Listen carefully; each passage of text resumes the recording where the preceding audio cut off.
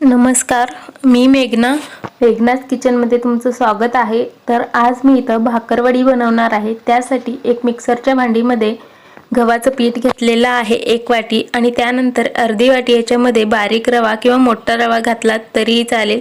त्यानंतर साधारण एक 3 ते 4 चमचा ह्याच्यामध्ये बेसन घालायचं आहे आणि याला मिक्सरला फिरवून घ्यायचं आहे। बारीक रवा असेल तर मिक्सरला नाही लावला तरी चालेल किंवा लावला तरीही चालेल। त्यानंतर इथे एक मोठं भांडं घ्यायचं आहे, म्हणजे परात घेतलेला आहे। त्यानंतर जे आपण मिक्सरला लावून घेतलेलं होतं तर ते सगळं याच्यामध्ये घालायचं आहे।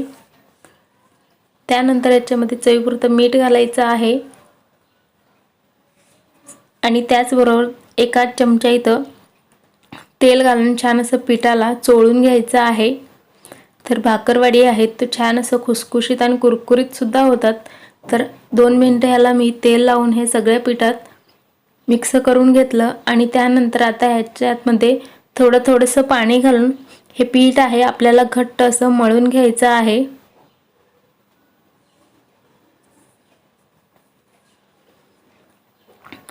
तर तुम्ही बघू शकता मी इथं थोडंसं पाणी घालून घेत आहे। भाकरवडी आहे खूप सोपी पद्धत आहे आणि छान असं कुरकुरीत सुद्धा होतात।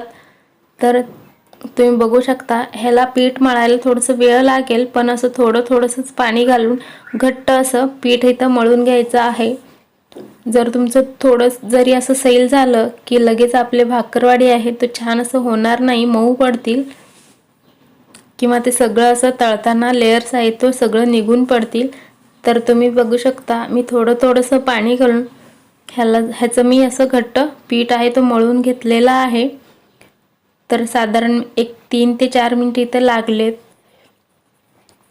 त्यानंतर आता आपण हे बाजूला ठेवून देऊयात। तर हे बघा एवढं घट्ट हे ठेवलेलं आहे।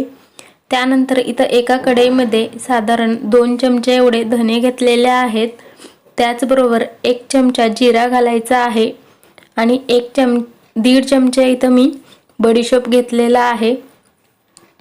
त्याचबरोबर इथं पांढरे तीळ घेतलेले आहेत, साधारण 1.5 चमचा तेही घेतलेले आहेत। एक 4 ते 5 इथं काळी मिरी घेतलेले आहेत आणि 2 चमचे एवढं मी इथं खोबरं घेतलेलं आहे किसून। तर आता हे सगळ्याला आपल्याला इथं गॅसवर ठेवून थोडंसं छान 3 ते 4 मिनिटासाठी परतवून घ्यायचं आहे। गॅस इथं बारीकच ठेवायचा आहे आणि छान असं याचा सुगंध येईपर्यंत याला परतवून घ्यायचा आहे। खूप जास्त वेळ सुद्धा परतवायची गरज नाहीये। तर कलर आहे तो बदलत नाहीये, फक्त असं छान असं वास येतो। तर हे बघा छान असं वास आल्यावर मी बंद केला गॅस आणि त्यानंतर थोडंसं थंड झाल्यावरती एक बारीक मिक्सरचं घेतलेलं आहे आणि त्याच्यामध्ये घालायचं आहे। त्याचबरोबर हळद घातलेला आहे, थोडंसं हिंग घालून घ्यायचं आहे, थोडंसं लाल तिखट घालायचं आहे, थोडंसं काळं तिखट ह्याच्यामध्ये घातलेलं आहे आणि चवीपुरतं मीठ सुद्धा घातलेलं आहे। तर मी ह्याच्यामध्ये दोन्ही मीठ घातलेलं आहे। त्याचबरोबर हे थोडंसं भुजिया आहेत तर ते सुद्धा मी ह्याच्यामध्ये घातलेले आहे, साधारण 2 चमचे एवढे किंवा जास्त घातलात तरीही चालेल। त्याचबरोबर साधारण 2 ते 3 चमचे याच्यामध्ये साखर घालून मी मिक्स करून घेतलेला आहे, सगळं मिक्सरला लावून बारीक करून घेतलेला आहे। भुजिया घातल्यामुळे आपले भाकरवडी आहेत तो छान असं खायला लागणार आहे, तुम्ही सुद्धा एकदा नक्की घालून बघा। त्याचबरोबर ते मिक्सरला लावून बारीक करून घेतलेला आहे। तर आता आपण हे पिठाला एक 10 मिनिटं तरी झालेले आहेत। त्यानंतर आता हे लगेच आपण भाकरवडी बनवायला सुरुवात करूया, नाहीतर हे पीठ आहे तो छान पातळ होईल किंवा असं सैलसर होईल, घट्ट असं राहणार नाही। त्यानंतर मी इथं 4 गोळे ह्याचे बनवून घेतलेले आहेत। त्याच्यामधला एक गोळा इथं घ्यायचा आहे आणि पीठ लावून आपल्याला थोडंसं उभं असं लाटून घ्यायचं आहे। तर भाकरवडी आहे तो असं पातळच लाटून घ्यायचा आहे, म्हणजे त्याचं लेयर सुद्धा असं पातळ होतील किंवा तुम्ही जाडसर ठेवलात तर खूप वेळ असं तळायला वेळ लागेल।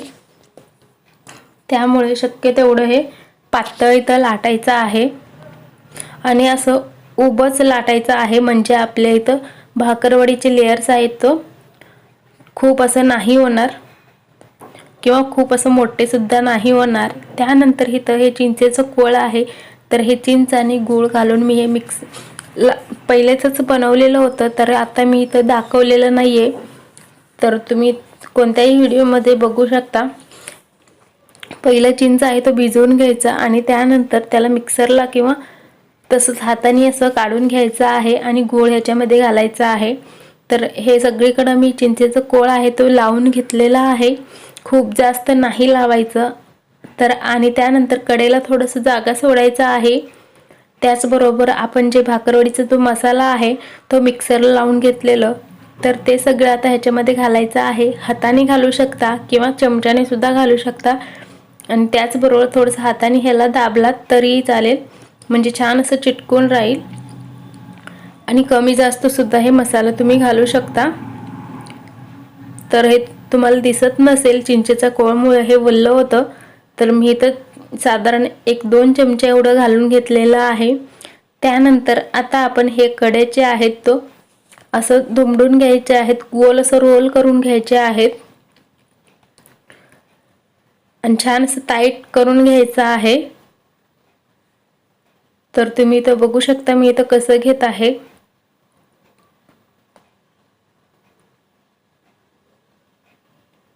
तर असं घट्ट घट्ट करत इथं मी ह्याचा रोल इथं बनवून घेतलेला आहे आणि जो कडेचा भाग आहे तिथं थोडंसं पाणी लावून घ्यायचं आहे, म्हणजे त्याचा कडा आहे तो निघणार नाही।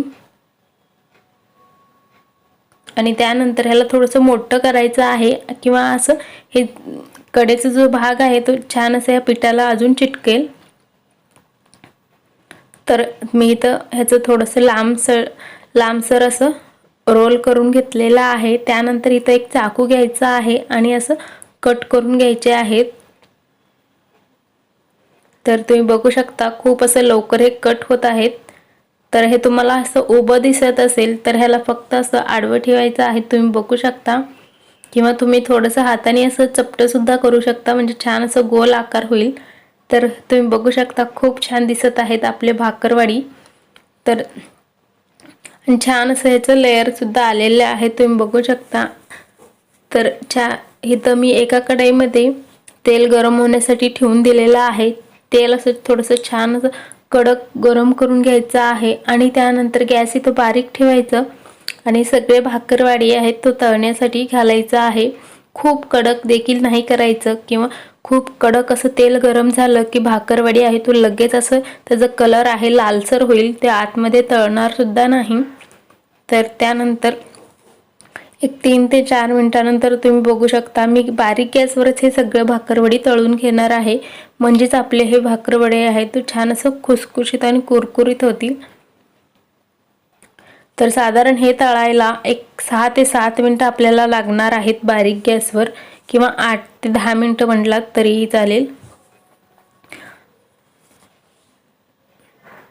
आणि ह्याच्यानंतर तुम्हाला जर जास्त असं लाल रंगांवरती तळायचं असेल तरी तुम्ही तळू शकता, किंवा थोडंसं असं लाल रंगांवरती तळायचं असेल तरी सुद्धा तुम्ही तळू शकता। तर एवढंसं कलर इथं आलेला आहे।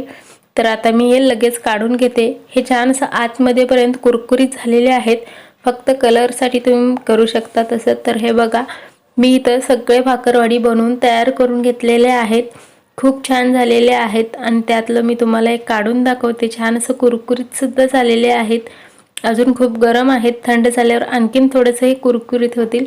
तर व्हिडिओ आवडला असेल तर प्लीज लाईक, शेअर, सबस्क्राईब करा। त्यानंतर हे भाकरवडी तुम्हाला कसं वाटलं हे मला कमेंट करून नक्की सांगा। आणि सगळे असं सारखे हे दिसत आहेत। तर खूप सोपी पद्धत आहे, गव्हाच्या पिठाचं हे बनवलेलं आहे, मैदा सुद्धा वापरलेला नाहीये। तर तुम्ही सुद्धा गव्हाच्या पिठाचं घरात एकदा नक्की करून बघा। पुन्हा भेटूया पुढच्या व्हिडिओमध्ये, तोपर्यंत